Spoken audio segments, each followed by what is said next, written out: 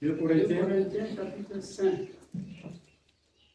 Nous lisons à partir du verset 20.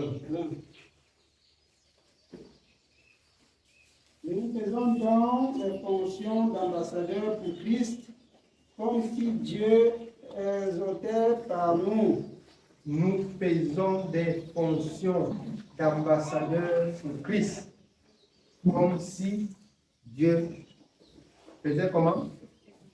Dieu exhortait par nous. Et par nous, il exhorte parce que nous n'enseignons pas nos pensées. Ce que nous enseignons, nous prenons de sa parole. Nous faisons les fonctions d'ambassadeurs pour Dieu. Le rôle d'un ambassadeur dans un pays, c'est d'étudier les dossiers, alors, et de donner le visa aux patients qui veulent aller d'un pays à l'autre. Alors, si nous jugeons même que vos vies ne sont pas bonnes, nous avons, par la connaissance de la parole, vous dit que vous menez une mauvaise vie. C'est ça le rôle des serviteurs. Attirer l'attention du peuple de Dieu. Si le peuple de Dieu, alors, ne sont pas sur le chemin du service, par la parole de Dieu, ils donnent la conduite à déni au peuple de Dieu. C'est pour cela que la parole de Dieu dit, nous faisons des fonctions d'ambassadeurs pour Christ. Pour dire au peuple de Dieu ce que le peuple de Dieu doit faire et plaire au Seigneur. Oui. Nous continuons. Nous vous supplions au nom de Christ, soyez réconciliés avec Dieu. Pour ceux qui ne sont pas réconciliés avec Dieu, nous vous supplions au nom du Seigneur Jésus-Christ de vous réconcilier. Christ est venu réconcilier le peuple, toute l'humanité entière avec Dieu. C'est ça le rôle de Jésus qui est venu après que Dieu ait donné la loi à Moïse, que cette loi n'a pu amener personne à la perfection. Même ceux qui sont entrés à Canaan attendaient la venue du Messie. C'est pourquoi dans Jean 4, la femme samaritaine, quand le Seigneur l'interroge, elle dit, nous connaissons que le Messie doit venir. Celui qu'on appelle Christ. Quand il serait venu, il nous dira toutes choses. Vous êtes sur le règne de Christ en ce moment. Écoutez alors toutes choses. Soyez réconciliés avec Christ. Cherchez la réparation de vos vies avec le Seigneur. Alors, nous avons appris que Christ, lui, il a soutenu tout son passage sur la terre par la parole. Tout son enseignement par la parole. Nous aussi, si nous voulons être réconciliés avec Dieu, nous devions mener une vie qui soit conforme à la parole que nous écoutons. Nous faisons des fonctions pour ambassadeurs. Pas que nous enseignons nos pensées, mais nous attirons l'attention du peuple de Dieu envers Dieu qui a choisi son peuple et qui se charge d'instruire et de conduire son peuple. Alors, partant de l'Égypte, alors personne n'a aidé Dieu à conduire le peuple. Moïse était au service de Dieu. Jésus-Christ, étant le même hier, aujourd'hui et éternellement, parle et veut réconcilier le peuple de Dieu avec Dieu. Dieu a fait cette promesse dans le livre d'Ézéchiel. Ce n'est pas à cause de nous, c'est à cause de son Seigneur. Blasphème sur toute la planète Terre. Le nom de Dieu chaque jour est blasphème. Alors, il a dit dans Ézéchiel 36 à partir du verset 23. Ézéchiel chapitre 36, nous lisons à partir du verset 23. Je sanctifierai mon grand nom qui a été profané parmi les nations que vous avez profané au milieu d'elles. Je sanctifierai mon grand nom qui a été profané. Donc nous tous, nous faisions partie de ceux qui ont profané le nom de Dieu. Toute personne a péché contre Dieu. Et Dieu revient aujourd'hui par Jésus-Christ réconcilié. Toute personne a péché contre Dieu. Mais Dieu appelle le peuple de sortir de leur péché et de l'unité. Ce n'est pas parce qu'il vous a trouvé juste, c'est parce qu'il veut sanctifier son grand nom. Ceux qui ne sont pas réconciliés, nous vous prions, réconciliez-vous avec Christ. Dieu appelle le peuple à la réconciliation. Oui, nous continuons. Et les nations sauront que je suis l'Éternel, dit le Seigneur l'Éternel, quand je serai sanctifié par vous sous leurs yeux. Quand je serai sanctifié par vous sous leurs yeux. Alors le Seigneur Jésus-Christ parle et dit qu'à cause de certains qui l'ont reçu, son nom est encore blasphémé parmi les nations. Pourquoi? Parce qu'ayant reçu le message de la vérité, ils ne se sont pas attachés à la vérité. Et c'est pourquoi dans Romains 1, il dit qu'il attache aussi à ceux-là l'esprit de l'égarement. Quand on rencontre Christ, sa vie doit changer. Si sa vie ne change pas, elle va devenir encore plus pire. Quand on a rencontré le Seigneur. Si ta vie ne change pas, elle devient encore plus pire. Parce que tu es sur la malédiction. Parce que tu es sur la malédiction. Ayant rencontré le Seigneur, on ne doit plus être la même personne. Ta vie doit changer. Ta vie doit changer. Oui, nous continuons. Nous continuons verset 24. Je vous retirerai d'entre les nations, je vous rassemblerai de tous les pays et je vous ramènerai dans votre pays. Je vous ramènerai dans votre pays. Dans le lieu indiqué. Dans le lieu où vous seriez en sécurité. D'entre les nations. Celui qui ne se sent pas en sécurité, quand il écoute la parole, bien aimé, c'est tout simplement un rebelle. C'est tout simplement, vous voyez, nous avons traversé combien de maisons pour arriver ici, au lieu du pays. Plusieurs maisons. Tout autour là, il y a des maisons, mais les gens ne se rendent pas au culte parce qu'ils ne sont pas appelés, parce qu'ils ne sont pas choisis. Mais Dieu, sachez qu'en ce jour, Dieu vous a choisi, Dieu vous a attiré, Dieu vous a ramené devant sa présence. Reconnaissons en ceci en gardant la parole de la vérité. En gardant la parole de la vérité. Oui. Je répandrai sur vous une eau pure et vous serez purifiés. Je vous purifierai de toutes vos souillures et de toutes vos idoles. Je vous purifierai de toutes vos souillures et de toutes vos idoles. Alors, vous voyez, quand vous rentrez dans Ésaïe 1, Dieu se lamente pour son peuple. Ici, dans Ézéchiel, il appelle le peuple. Il dit non, alors je pardonne. Revenez pour que mon nom ne soit pas continuellement blasphémé dans les nations du monde. Dieu se lamente pour son peuple. Avant d'y revenir, prenons Ésaïe 1, à partir du premier verset. Ésaïe chapitre 1. Nous lisons à partir du verset 1.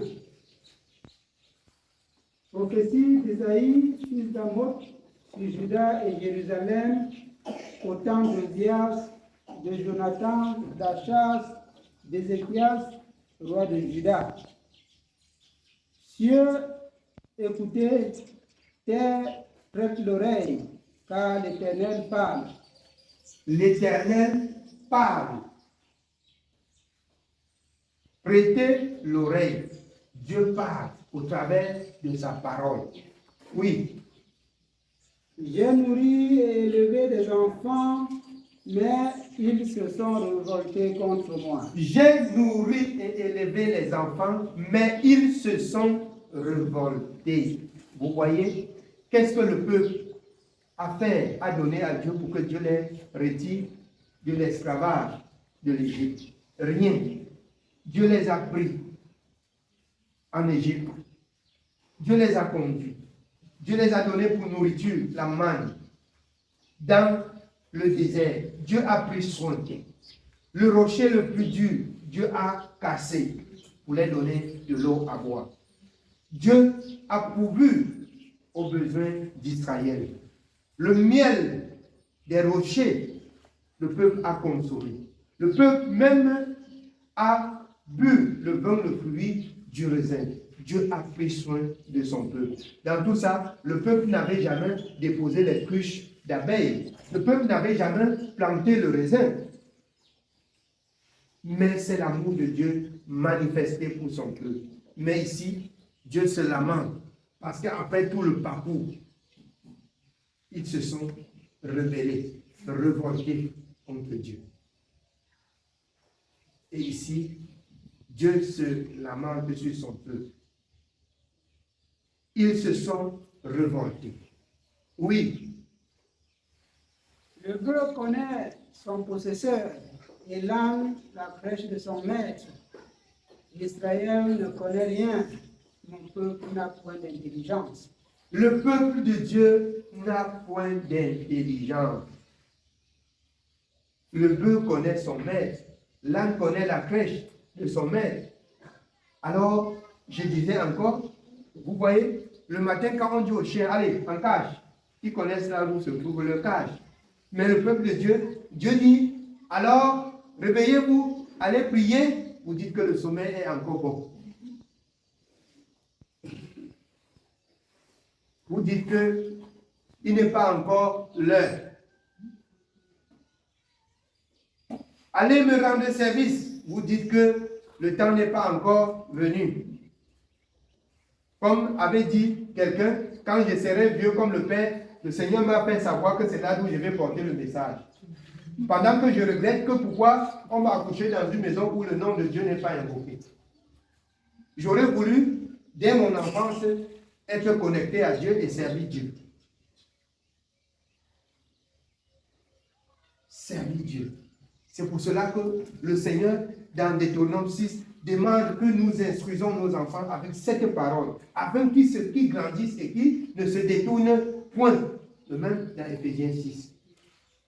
Qu'ils grandissent et qu'ils suivent la voie de la justice. Pendant ce temps, les autres disent que le temps n'est pas encore arrivé. Il n'est pas encore l'heure. Le peuple de Dieu ne connaît rien. Le peuple de Dieu ne donne pas son attention à son Créateur. Et à cause de cela, il y a beaucoup de souffrance. On se plaint. On se plaint. On se plaint que ça ne va pas. Partout dans le monde, on se plaint que ça ne va pas. Mais personne ne cherche Dieu. Personne ne prend soin. Nous ne voyons que les promesses de la prophétie qui s'accomplissent. Personne ne se réveille de son sommeil. Tous. Chacun se fortifie à arranger ses arbres. Chacun arrange ses arbres. Mais nous faisons recours à l'Éternel. L'Éternel est celui qui a fait la promesse de garder son peuple. Peu importe si vous gardez la parole. Si chacun, le nombre que nous sommes ici là, si chacun garde la parole, je suis convaincu que chaque jour que nous sortons, chacun peut dire à une personne que tu souffres parce que tu as abandonné Dieu. Tu souffres parce que tu as abandonné ton Créateur. Et si tous nous disons, la bonne nouvelle doit être répandue. Le nom de Dieu sera glorifié. Après quoi viendra la fin. Pour ceux qui doivent être condamnés, qu'ils soient condamnés. Parce que le Seigneur a dit cette bonne nouvelle sera prêchée dans toutes les extrémités, même ceux qui sont dans la maison de Dieu. Alors, ils dorment. Pendant que l'apôtre Paul dit veillez. On ne parle pas du sommeil physique. On parle du sommeil spirituel. Vous êtes tellement distrait que les gens crient autour de vous. Vous ne leur rappelez pas qu'ils ont abandonné Dieu. Parce que vous-même, vous n'êtes pas connecté à Dieu, mais vous êtes enfant de Dieu. Vous êtes dans la maison de Dieu. Vous vous baladez. Vous vous baladez.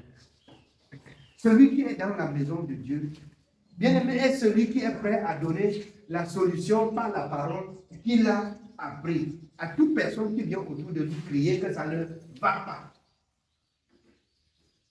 Vous voyez, Israël, tout le problème que Israël a eu partant de l'Égypte jusqu'à Canaan n'était que Israël a abandonné l'Éternel. Quand Israël était en commun accord avec l'Éternel, Israël n'avait pas de problème. Aucun problème. Israël n'avait aucun problème. Mais c'est là où Israël se détournait de l'Éternel que tout son malheur venait. Aujourd'hui, on dit aux gens, la souffrance est due à ce que vous avez abandonné Dieu. Tu me dis que tu connais Dieu plus que qui? Quand vous le voulez ou pas, la souffrance est due à ce qu'on n'est pas en commun accord avec notre Créateur. Et c'est pour cela que la souffrance mélange. Parce que Dieu parle dès le matin. Personne ne prête l'oreille. Personne ne prête l'oreille. Que vous le voulez ou pas, vos souffrances sont dues à ce que vous n'avez pas fait, ce que Dieu attend de vous. Dieu attend de vous la méditation, l'obéissance à sa parole. C'est tout. Le reste, lui, il s'en charge. C'est pour cela qu'il dit dans Matthieu, cherchez premièrement le royaume et la justice. Si vous cherchez le royaume et la justice, tous les autres éléments, c'est Dieu qui dispose pour vous. Tous les autres éléments viennent de Dieu. Si vous recherchez la justice, la vie selon la parole, toutes les autres choses viendront par-dessus. Et vous aurez la paix et le repos de vos âmes. Amen. Oui, on continue. Nous continuons dans Isaïe chapitre 1, verset 4. Malheur à la nation pécheresse, au peuple chargé d'iniquité, à la race des méchants, aux enfants corrompus. Ils ont abandonné l'Éternel, ils ont méprisé le Saint d'Israël. Ils ont méprisé le Saint d'Israël. Ils ont abandonné l'Éternel. Malheur à la nation pécheresse. Vous voyez que c'est le péché qui fait le malheur de tous les enfants de Dieu. C'est le péché qui cause toutes les ruines des enfants de Dieu. C'est le péché qui est le véritable problème pour les enfants de Dieu. C'est le péché qui est un problème. Si vous arrivez à vaincre le péché, le salaire du péché, c'est la mort.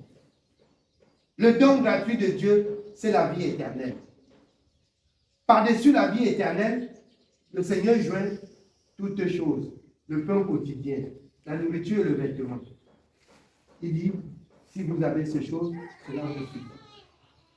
Il appelle le peuple à chercher premièrement le royaume et la justice. Que vous soyez juste dans tout ce que vous faites. Parce que vous voulez plaire à votre Créateur. Et lui aussi, il va porter son regard sur vous selon Ésaïe 66, 2, pour vous garder contre tout mal, pour pouvoir avoir besoin. C'est ça le service de Dieu. Je vais vous dire, il n'y a rien d'autre extraordinaire qu'on vient à l'église chercher. Si ce n'est qu'on abandonne le péché, si ce n'est qu'on honore Dieu comme il faut l'honorer, si vous pensez que vous venez voir les démonstrations de puissance comme les autres le font, et soulèvent les pieds, on tombe à gauche, soulèvent les pieds, on tombe à droite. Ce n'est pas ça le service de Dieu. Vous allez tomber à droite comme ça tous les jours de votre vie. et vous allez mourir, aller en enfer. Mais si par contre, vous prenez conscience de vous détacher de ce qui est mal, de faire ce qui est bien, votre vie va changer. Votre vie va changer. Votre situation va changer. Et c'est ce qui reste caché aux yeux des hommes aujourd'hui. Les hommes sont à la conquête des pouvoirs pour faire les démonstrations de quelques puissances. Et on dit qu'ils connaissent beaucoup Dieu ou qu'il est beaucoup fort. Il n'y a pas d'autre fort. Celui qui a la connaissance prend la connaissance dans la parole et dit au peuple de Dieu, là d'où vient sa connaissance, ça vient de la parole. Il prend la main des enfants de Dieu, il les branche à la source. Il les branche à la source. Que devenir dit à un enfant de Dieu, vous dépendez des hommes. Tu as les mots de tête à 1 heure. Oui, je vais faire comment vous joindre mon pasteur. Tu as ceci, 2 heures. C'est vrai. Il faut le joindre pour qu'il t'aide à prier, mais il faut toi-même te donner à Dieu par la sanctification et la sainteté. Vous pouvez demander cette fois-ci de l'aide à la prière et on prie, Dieu exauce. Mais allez habiter même sur le pasteur. Dormez même sur son lit sans faire la volonté de Dieu. Ça ne va pas vous servir. Vous allez souffrir. Ça ne va pas vous servir. Ça ne va pas vous servir. Mais quand tu as dans ton esprit la pensée de quitter le péché, la pensée qui cherche à bien faire, à bien servir. Par contre, tu peux passer même, tu peux prendre même le vêtement du serviteur, tous les esprits qui sont en toi bavardent. Parce que tu cherches la voie de sortie du mal. Je dis bien, si dans ton cœur, comme il est écrit dans le livre de Jérémie, si tu le cherches de tout ton cœur, si tu le cherches avec vérité, même sans la connaissance, tu peux aborder quelqu'un qui est seul. Et les esprits bavardent. Les esprits se soulèvent parce qu'ils ressentent la chaleur de la sainteté. Et c'est ce que tu cherches. Ils ressentent que tu es en train d'embrasser ce que tu cherches. Et là, ça cause leur rime. Ça cause leur rime. Leur rime. Je rendais toujours grâce à Dieu parce que toutes ces choses que je dis, c'est une expérience dans le service du Seigneur. Quand je recevais à l'esprit un jour qu'il faut enlever ma montre pour mettre dans la main d'une bien-aimée, qui, par la suite, les esprits se sont manifestés. Depuis le jour-là, je n'ai jamais parlé. Cette montre-là n'a plus marché. Ça n'a plus marché. J'ai porté, fait tout, changé tout ça, ça n'a plus marché. Depuis le jour-là. Mais les esprits-là sont partis. Ces esprits sont partis.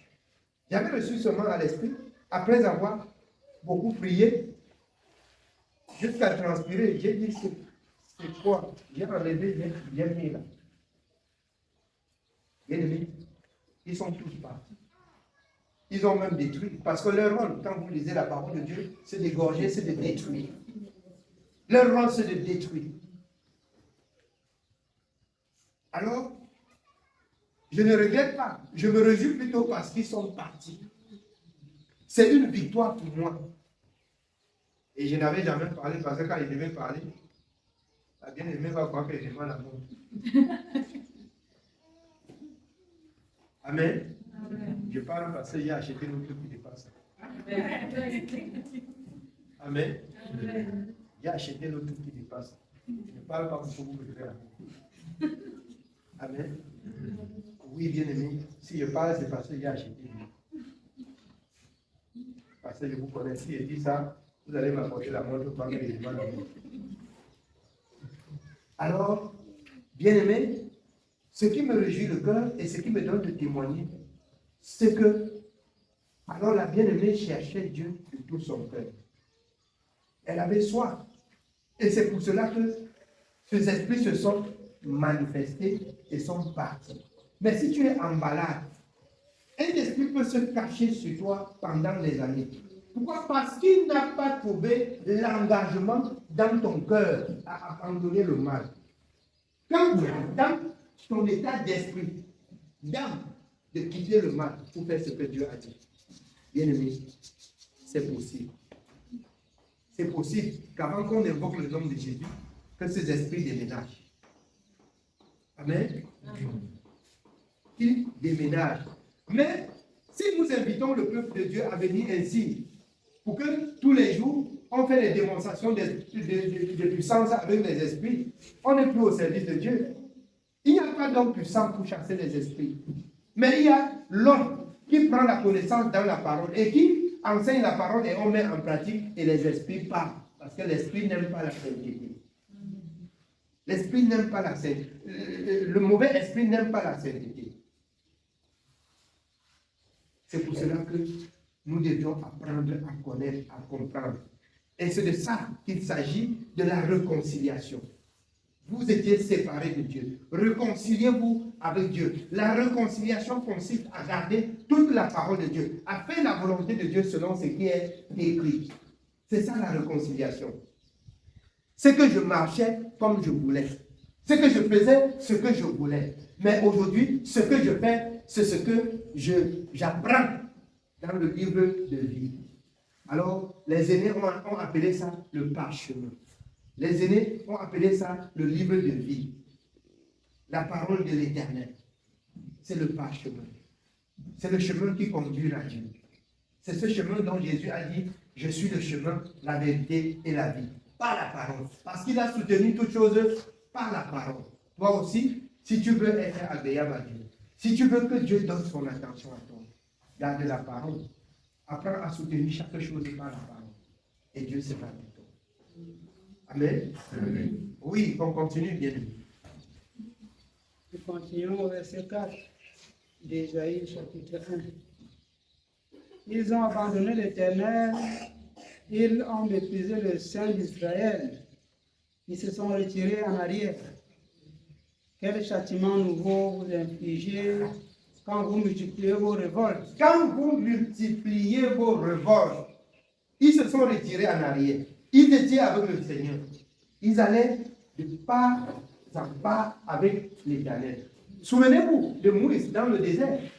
Alors, l'Éternel leur conduisait de jour avec quoi? Hein?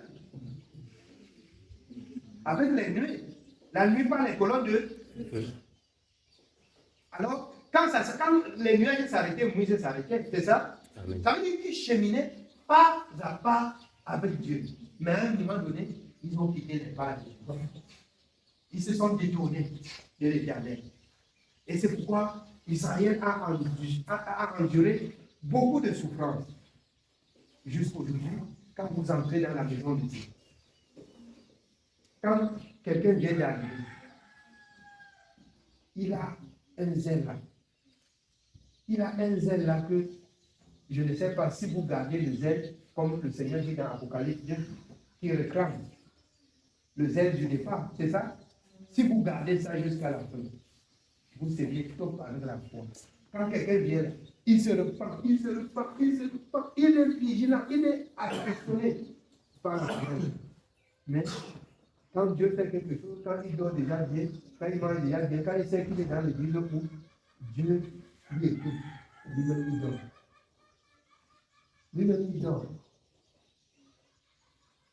Il dort. C'est comme ça. Il vient à la prière que par moment, il vient à la prière le jour qu'il a le temps. Parce que tout va bien. Et c'est ça le premier amour que Dieu a fait. Le premier amour là, c'est celui dans le livre de Matthieu que le Seigneur dit qu'il va persévérer dans le premier amour jusqu'à la fin, qu'il sera sauvé.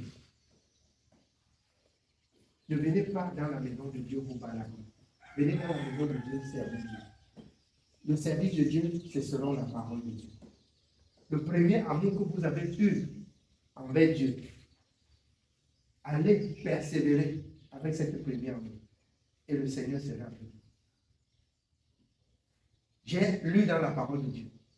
Dans le livre de Proverbes, il est avec vous quand vous êtes avec. Quand vous, dans 2 Chroniques de même, quand vous l'abandonnez, lui aussi vous abandonne. Ça veut dire, quand tu te lèves là de force, comme il dit dans le Proverbe, Dieu aussi de force est avec toi.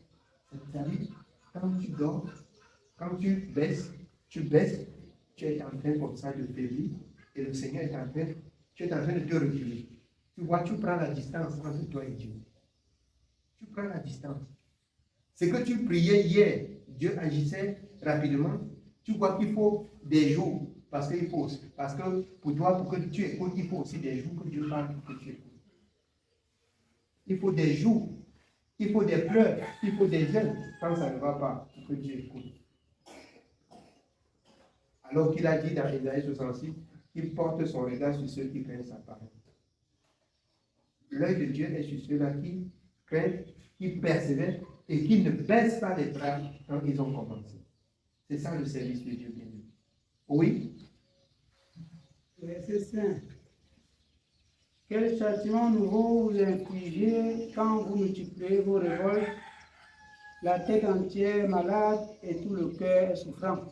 La tête entière est malade et tout le corps est souffrant. On se plaint. On se plaint. Ça ne va pas. Ça ne va pas. Quand ça ne va pas, Éphésiens 7, 14, réfléchissons. Je te dis que réfléchissez, donc vous me retournez. Moi, je réfléchis quand ça ne va pas. Quand ça ne va pas, réfléchissons. On réfléchit à quoi? On essaye de passer en revue sa vie. J'ai exhorté le peuple de Dieu. Si chaque enfant de Dieu pouvait rentrer tous les jours comme ça et passer un peu en revue sa journée, alors, avant de méditer, avant de prier, c'est que les enfants de Dieu, bien aimés, pouvaient avoir moins de douleur et moins de souffrance. Parce qu'on souffre par moment, tellement on a avancé des mauvaises paroles, des mauvaises pensées, on a cumulé, si bien qu'on ne sait même quand est-ce qu'on a fait ceci, quand est-ce qu'on a fait ça. Or, Somme 1, quand le Seigneur dit, c'est l'homme qui fait comment? Qui ne marche pas selon le conseil des méchants. Qui fait comment encore? Qui ne s'assoit pas en compagnie des mots, mais qui trouve son plaisir dans la loi de l'Éternel, qui la médite jour et nuit. Ça veut dire le matin, tu as médité, tu as prié avant de sortir. Quand tu es rentré, tu as passé en revue ta journée. Tu as médité, tu as prié, tu te repentis sur un point où spontanément tu te retrouvais dans l'erreur. Et là, c'est ça la vie de la sainteté. C'est ça la vie de la sainteté. Voilà des personnes sur qui Dieu dit qu'il porte son regard. Par contre, d'autres avant de rentrer, alors, pour le travail, c'est tout le travail de la maison qui commence. Il réfléchit seulement qu'il va prier. Et d'autres ne prient même pas. Tu demandes à l'enfant de Dieu, tu as lu quoi ce matin? J'ai prié. Mais dans son temps là, vous comprenez que méditer, jour et nuit, on doit méditer. Avant de prier. Tu médites, tu passes en revue ta vie. C'est ça la vie de la sanctification. Bon, il faut se plaindre. Se plaindre. Je vais te rencontrer. Tu me rencontres, tu vas dire des songes et des songes. Tu attends une réponse qu'on dit que vraiment Dieu est avec toi. Au moment quand tu ramènes à la parole, c'est comme s'il y a un peu un problème. Quand chacun raconte son songe, quand chacun raconte ses souffrances, on attend seulement que tu approuves que ça c'est bon. Tout là est bon, tout là est bon. Mais je vous dis en toute vérité, selon la parole de Dieu dans Joël 2, si nous servons Dieu selon sa parole, des jeunes gens auront des visions, des songes, et alors ils vont prophétiser même. Et la parole de Dieu va s'accomplir. Par moment, quand quelqu'un explique même le songe, la façon que tu vois, il attend, mais il faut que tu expliques même un peu avec de sagesse, même en te retenant, parce que tu dis tout-même, il risque d'abandonner la foi. Dieu nous donne la sagesse de comprendre. Tu dis à un autre que ici, Dieu montre qu'il n'est pas avec toi. Peut-être le jour là, ça finit, ton contrat finit avec Dieu. Tu essaies de l'amener comment il faut un peu travailler avec Dieu, il faut communiquer. Là, il a quand même de l'assurance qu'il faut ici travailler. Il faut ici. Bien aimé, chacun attend qu'on dise seulement que c'est bon. Quand tu dors là, Dieu parle, tu causes avec Dieu. Quand tu veux dormir aussi, la cause avec lui dans sa parole. Amen. Quand tu te réveilles, la cause avec lui dans ta parole. Mais si tu passes la journée à disputer et à quereller, à tirailler, comment tu ne dois pas dormir que, bien aimé, les vampires te suivent? Comment tu ne dois pas rêver que tu manges et tu vomis? Par contre, si tu as un peu de temps, même au lieu de ton service, tu peux méditer une parole. Tu médites une parole. Quand tu rentres, tu médites avant de dormir, mais quand tu vas dormir, tu vas sentir ton cœur joyeux et c'est la joie qui va dégager de ton cœur. Et alors, tu ne pourras pas, bien aimé, avoir une nuit d'enfer, une nuit où tu passes le temps à courir pour cuire ce que tu vas manger. J'ai dormi, je me suis retrouvé chez nous, on mangeait, on me poursuivait. Parce que toi-même, tu as donné la possibilité qu'on te poursuive. La parole de Dieu n'est pas dans ton cœur. La parole de Dieu n'est pas dans ton cœur. Je vous dis, dans 2 Corinthiens, alors, ce sont les ténèbres qui fuient la lumière. Les ténèbres ne peuvent pas cohabiter avec la lumière. Le Seigneur dit dans Matthieu, vous êtes la lumière du monde, vous êtes le sel de la terre. C'est-à-dire, quand vous vous présentez, l'obscurité fuit. Mais si c'est l'obscurité qui vient vous envahir, c'est que vous n'êtes plus la lumière. C'est pas ça? Dans Somme 91. Alors l'Éternel a fait des promesses. Si je sais Dieu, selon la parole de Dieu, je me couche, je ne redoute de rien, je ne crains rien. Je ne crains rien. De tout ce qu'on peut craindre, je ne crains pas.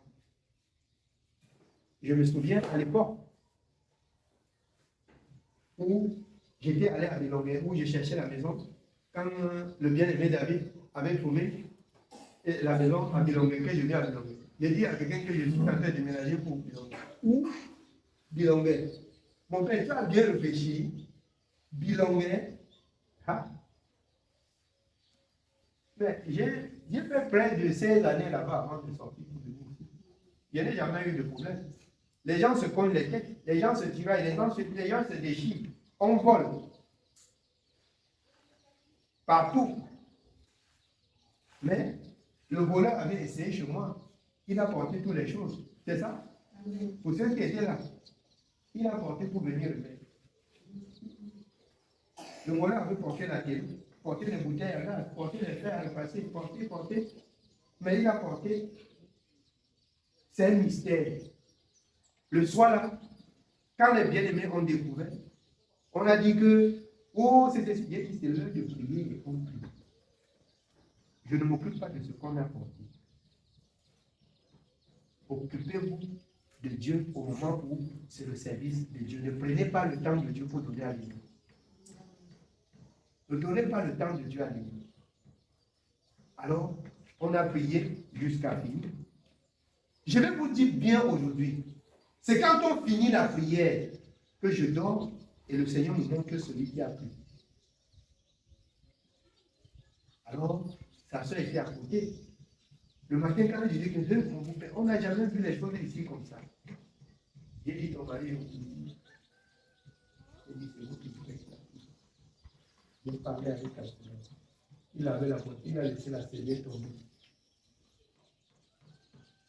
J'ai dit, c'est ce que je vous ai dit. C'est lui qui a pris. C'est vous le frère qui a pris. se sont regardés, ils ont dit comment. Bon, maintenant là, ils ont abandonné la voie. Ils ont dit, nous à la maison pour voir. Ils sont partis, ils sont arrivés, ils ont dit que mais il y a une télé ici sur la table comme si c'était ta télé. Il dit, ah bon, il dit que me dit, viens là.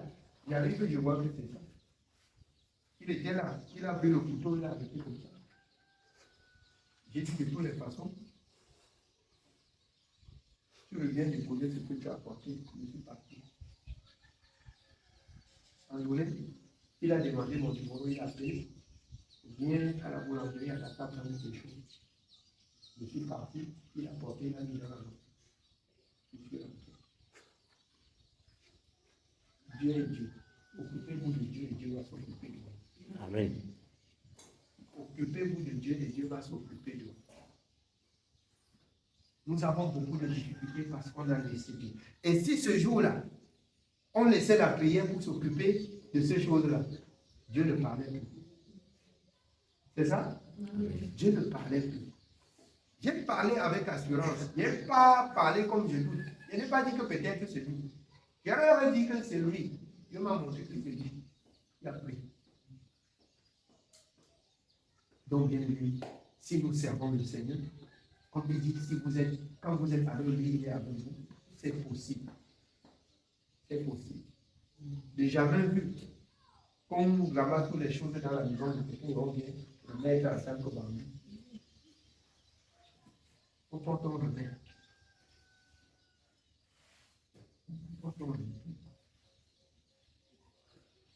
Il a dit ce jour, il avait une bague en main comme ça. Il a dit, il m'a appelé d'un frère. Ce que vous avez là est fort. Je n'ai jamais volé à cette fille. Quand il me remettait les choses, même si c'est dans ma main, je dis, je n'ai pas pris. Il a fait comme ça. Il a dit que je vous ai regardé, toute ma force est finie.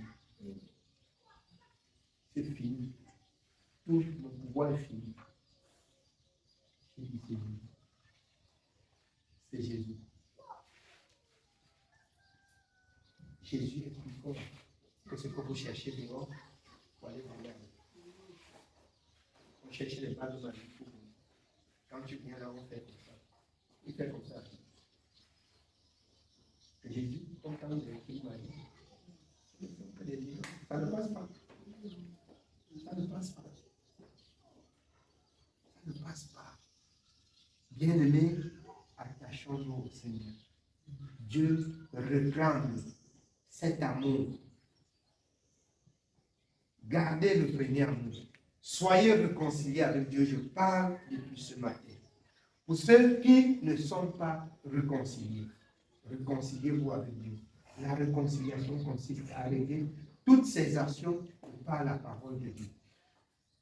Qui est celui qui réfléchit même quand il veut parler de ce que la parole de Dieu dit?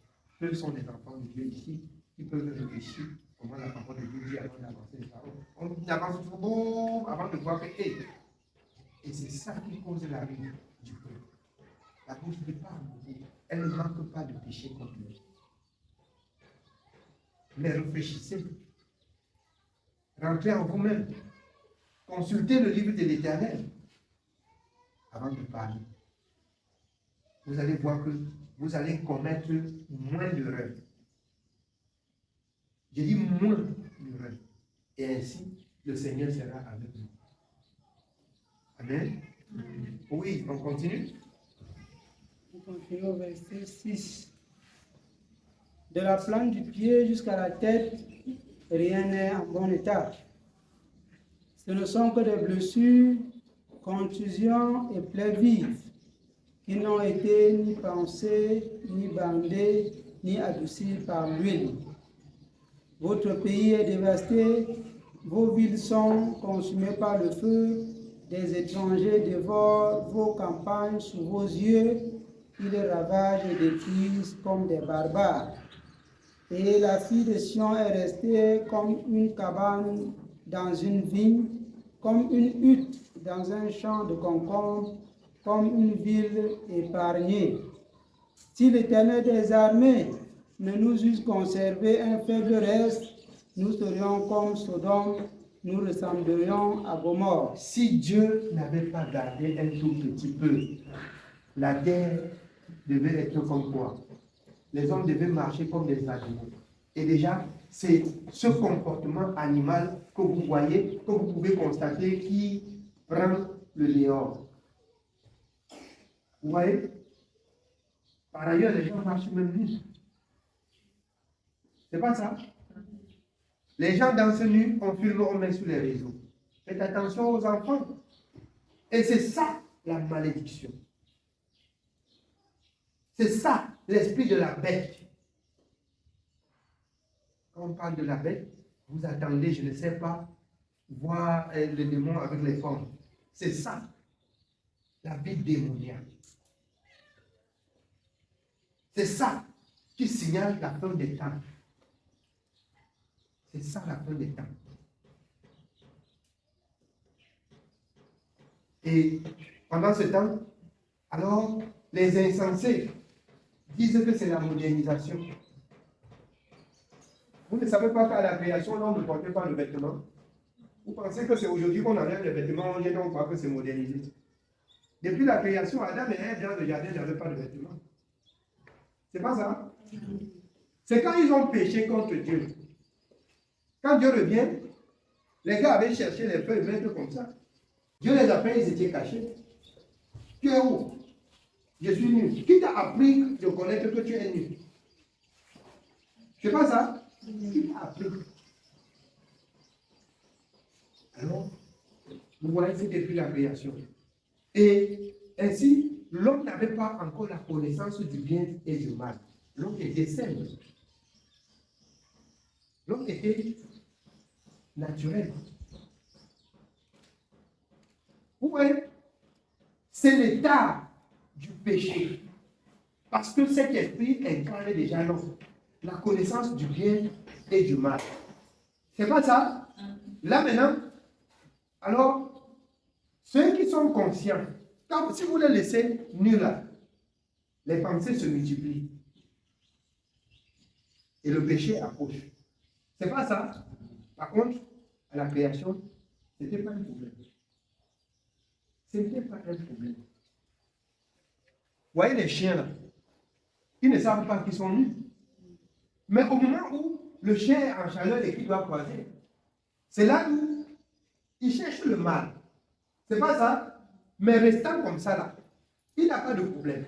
Le chien n'a pas de problème. Le chien n'a pas de problème. L'homme a cherché, quand Dieu l'a créé, il a cherché beaucoup de défis. L'homme a réfléchi beaucoup. Et c'est Dieu qui a laissé l'homme libre de savoir s'il doit obéir à Dieu qui l'a créé ou pas. Quand vous rentrez dans Genèse 11, maintenant, tous parlaient les mêmes langues. Maintenant, ils complotent seulement à bâtir un tour jusqu'à arriver au sommet pour défier Dieu. C'est là que Dieu a confondu les langues. Et les langues viennent maintenant diviser le peuple. Celui-ci se lève, il parle la langue des Bamilekés, l'autre parle de ceci, l'autre parle de cela, on ne se comprend plus, on se sépare. C'est là d'où viennent les langues dans Genèse 11. Maintenant, Dieu réconciliant le peuple, quand vous recevez le Saint-Esprit, il vient avec une langue nouvelle. Qui, si quelqu'un n'a pas reçu cet esprit de la parole, il ne peut comprendre et discerner. Même quand on a reçu le Saint-Esprit, bien aimé, il faut travailler beaucoup pour entendre la langue. C'est un début. Il faut travailler pour entendre, pour comprendre ce que notre esprit en langue. Et c'est comme ça que Dieu ramène son peuple. La langue, pas l'esprit. Vous quittez ici, vous arrivez, même je ne sais, au Japon. Quelqu'un qui a reçu même l'esprit du Seigneur, il parle en langue vous pouvez interpréter ce qu'il dit parce que c'est la même langue, c'est la langue d'un même esprit. Là, vous pouvez vous comprendre. Vous pouvez vous comprendre. Vous pouvez vous comprendre. Alors, il arrivait souvent que le Père parle comme ça en langue. C'est-à-dire, si on marche comme ça, on peut parler en langue comme ça. Je comprends ce qu'il dit, même tous ceux qui sont là ne peuvent pas comprendre. Mais il a parlé. Il a parlé. Si quelqu'un qui ne connaît pas que vous êtes des enfants, ils vont poser la question à savoir si vous êtes de quelle nationalité encore. Vous êtes de quelle nationalité? Maintenant, quand on rentre dans la chair, vous allez voir que vous parlez les mêmes langues parce que vous êtes des mêmes pays, vous êtes des mêmes villages. C'est pour cela que en Jésus, la barrière là est brisée. On ne connaît plus le Bamileke, on ne connaît plus le Douala, on ne connaît plus le Bassa, on ne connaît plus. Tous sont des enfants de Dieu. Et ceux qui sont dans la maison de Dieu et ont encore cet esprit de division. Ils servent Dieu avec l'esprit de parti. Et ils ne peuvent pas être agréables à Dieu. D'autres même dans l'église, alors, quand tu les abordes, ils disent, je ne peux pas épouser une fille Bamileke, je ne peux pas épouser parce que tu es encore esclave du péché. Parce que tu es encore esclave du péché. Tu es encore esclave du péché. Si vous allez mener une vie qui est conforme à la parole pour toute votre vie, tu épouses une fille qui est de n'importe quelle nationalité. Selon que Dieu t'a donné, parce que c'est Dieu qui donne de comprendre. Il y a ceux qui se déguisent et qui entrent dans la maison de Dieu et vous embrassez pour femme. C'est le début de votre souffrance jusqu'à la fin. Parce qu'il faudrait aussi que la main de Dieu soit là.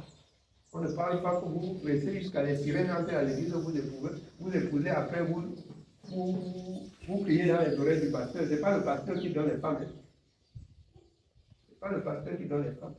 Que chacun lui-même prie jusqu'à Dieu lui parle. Amen. Amen. Mais je dis ici qu'il n'y a plus en Jésus l'ennemi, le village, mais tous en Jésus sont les mêmes personnes. Vous ne deviez pas, c'est la raison pour laquelle vous ne deviez pas avoir l'esprit de parti. Vous ne deviez pas avoir l'esprit de parti. Amen. Si bien aimé, on continue. Nous continuons au verset 10. Écoutez la parole de l'Éternel, chef de Sodome. Prêtez l'oreille à la loi de notre Dieu, peuple de Gomorrhe. Qu'ai-je à faire de la multitude de vos sacrifices, dit l'Éternel? Je suis rassasié des holocaustes, de béliers et de la graisse des veaux. Je ne prends point plaisir au sang des taureaux, des brebis et des boucs. Quand vous venez vous présenter devant moi, qui vous demande de souiller mes pavis? Cessez d'apporter de vaines offrandes, j'en ai en horreur l'encens, les nouvelles lunes, les sabbats et les assemblées. Je ne puis voir le crime s'associer aux solennités. Mon âme est vos nouvelles lunes et vos fêtes. Vous organisez des sacrifices pour le pardon des péchés. Dieu dit, tout ça, il ne veut pas. Ce qu'il veut, ce que Dieu veut, c'est qu'on obéisse à sa parole. Arrêtez tout ça. On pêche contre Dieu. Et puis, des faux pasteurs, comme ça, ils te demandent de faire la dîme ou bien un don pour qu'ils prient pour toi. Dieu oublie ça. Ce sont des mendiants. Ce sont des mendiants. Tu viens avec cet état, même si tu portes toute ta maison pour venir me donner une vie. Je ne prends pas. Fais la paix avec Dieu. Dieu ne pardonne pas le péché sur le matériel donné. Dieu pardonne le péché d'un cœur qui sort d'un cœur repentant, qui regrette et qui veut pratiquer la justice. On va venir pour donner l'offrande, pour donner la dîme, pour s'abaisser devant le pasteur, on a fait un gros enveloppe et là, il prend et prie pour toi, tout est joué. L'église de Satan. L'église de Satan. Ce n'est pas un homme qui pardonne le péché, c'est Dieu qui pardonne. Et si Dieu pardonne les péchés, il y a une règle établie dans la parole. Il y a des règles dans la parole. Ce qu'on doit faire pour être pardonné, c'est écrit. Ce n'est pas un homme qui va, comme je vois d'autres, mettre la main sur ta tête, prier jusqu'à soi-disant parler en langue pour que le péché aille pardonné. Bien aimé, qu'il prie même toute la vie sur ta tête, ça ne va rien changer.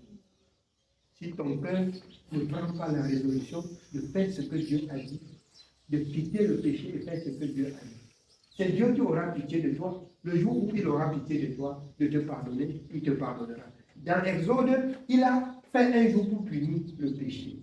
Je dis toujours aux enfants de Dieu, quand le peuple de Dieu a péché contre l'Éternel, Moïse se rapproche de l'Éternel, pardonne maintenant ce peuple, sinon efface mon nom du livre que tu as écrit. La parole de Dieu dit, le Seigneur a répondu à Moïse, conduis le peuple comme je t'ai demandé. Je punirai, au jour où je vais punir, je punirai celui qui a péché contre moi. C'est là où j'ai compris que Dieu a préparé un jour. Dieu a un jour pour punir le péché. Tu es sorti aujourd'hui, tu as péché contre Dieu. Tu as bien dormi, tu t'es réveillé. Tu es arrivé sur ton travail, tu as beaucoup vendu. Tu dis que Dieu a pardonné. Il y a un jour. Il y a un jour. Il y a un jour que Dieu a préparé pour punir. Ce n'est même pas le jour où tu te repens. Hein? Parce que il pardonne, mais il ne laisse aucun péché impur.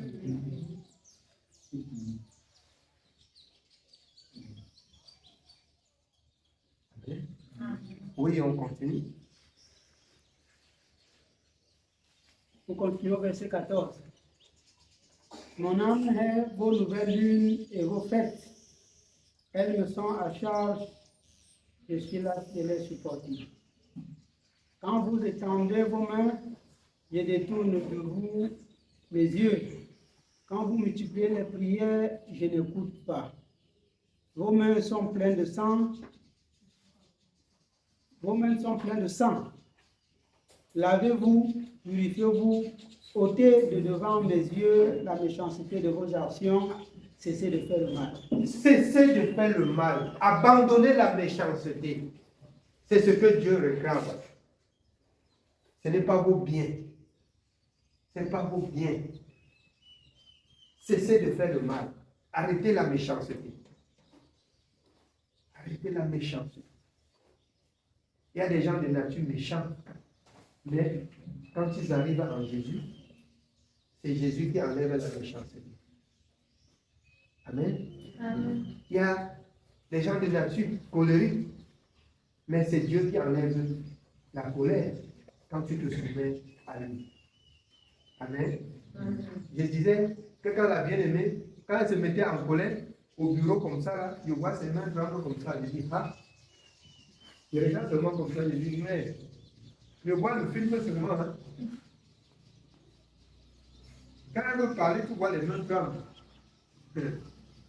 J'ai dit que si ce n'est pas Dieu, tu tombes dans les noms de celui-ci, tu ne vas pas t'en sortir. Hein? Tu ne vas pas t'en sortir. Et c'est ça qui cause la rue. Vous allez comprendre que quelqu'un a tué l'autre. C'est la colère. Et après, on regrette. Quand cet état d'esprit-là passe, on regrette. Et cette colère-là, c'est l'ennemi qui anime la colère. Mais quand tu l'as vaincu, bien aimé, il part avec toutes ses bagages.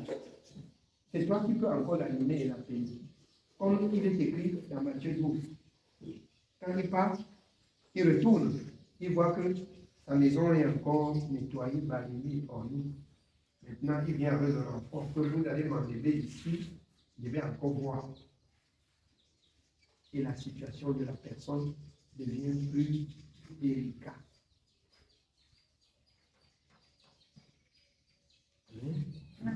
Donc ne côtoyez pas le mal. Ne côtoyons pas le mal. Ne côtoyons pas le mal. Alors, sinon, par moment, on testait les enfants de Dieu.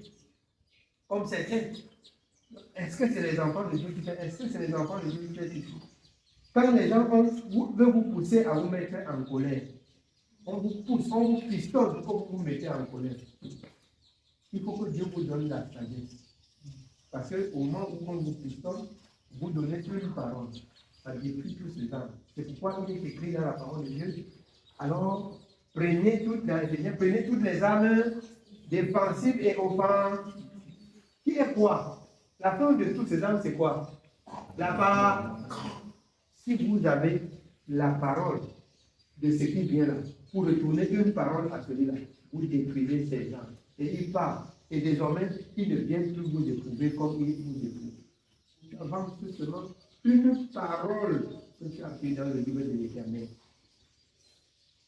Il détruit la bombe. Mais tant que tu entretiens cette bombe, tu vas entretenir jusqu'au jour où ça va s'exposer sur toi. Tu cherches. C'est pour ça qu'il est bon pour les enfants de Dieu de connaître Dieu dans la parole. Quand quelqu'un t'attend pour avoir la vie, tu lui donnes une parole. Une parole, c'est bon. Tu prends dans la parole de Dieu. Tu lui donnes, tu dis, je sais qu'il est écrit dans la parole de Dieu. Quand tu cites ce qu'il est écrit, même s'il ne lit pas, ça va le troubler. Même s'il ne lit pas, ça va le troubler. Quand tu dis ce que Dieu a dit, et que c'est exactement ce que Dieu a dit, ça impacte. Ça a un pouvoir, ça a une puissance. Sa parole est aussi puissante que ça. Amen. Oui.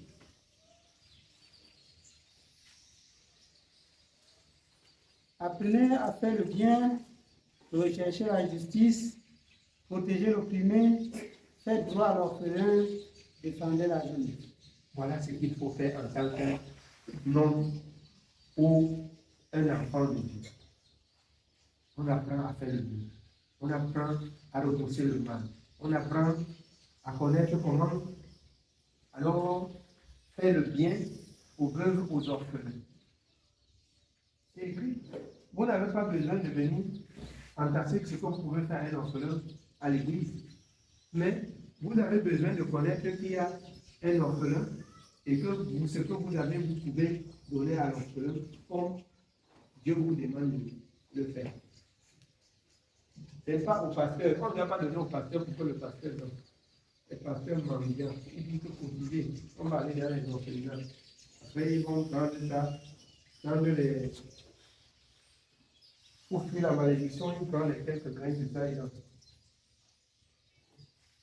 ils donnent aux orphelins. Mais voici ce que le Seigneur vous dit. Si tu trouves un orphelin en face de toi, tu peux lui faire le bien selon ton cœur que Dieu te demande. Tu le fais comme tu le fais. Ce n'est pas au pasteur de prendre pour aller donner. Ce n'est pas la tradition. Amen. Amen. Oui. Venez et plaidons, dit l'Éternel. Si vos péchés sont comme le cramoisi, ils deviendront blancs comme la neige.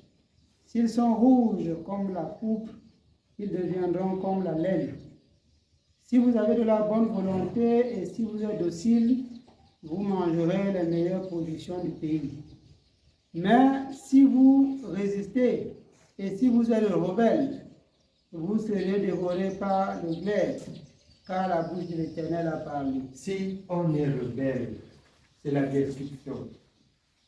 L'humilité, selon Proverbe, précède la gloire pour les enfants de Dieu. Servez Dieu selon la parole de Dieu. C'est pour ça que dans Ézéchiel, le Seigneur a dit alors qu'il doit défendre son nom. Venez, même si le péché est noire, même si elle est rouge comme la peau, il va effacer. Sur le contrôle de ce que vous allez prendre conscience à ne plus pécher. Parce qu'il y a des gens que si Dieu fait grâce, même 1000 fois, ils vont pécher 1000 fois. Et c'est quelque chose de très dangereux. Vous êtes, ce que la parole de Dieu dit, vendu au péché. La parole de Dieu dit, chacun est esclave de ce qui a triomphé de lui. C'est-à-dire, le péché a dominé ta vie, si bien que tu ne peux pas t'en passer de péché contre Dieu. L'apôtre Paul a fait ce résumé dans le livre de Romains 7. Je fais ce que je hais, je fais ce que je comprends par là que c'est le péché qui habite en moi. Chez les Hébreux, dans Hébreux 12, il dit, vous n'avez pas encore lutté jusqu'au sang en finissant avec le péché. Le sang qui coule en vous là, les séquelles du péché restent encore. Vous n'avez pas encore totalement abandonné. Vous n'avez pas totalement abandonné. Mais ça dépend de votre volonté. Ce que vous voulez, Dieu vous soutient et c'est possible. Dans Ézéchiel 14, il dit, c'est quand on porte les regards sur ce qui nous a fait tort, qu'on se retrouve encore tort. C'est-à-dire, tu te séparer du péché, mais tu as envie encore des choses du péché. Comment ça va pas t'amener? Tu regardes encore, tu as envie. Ça va t'amener. Amen. Oui, bien aimé. Que le Seigneur nous bénisse.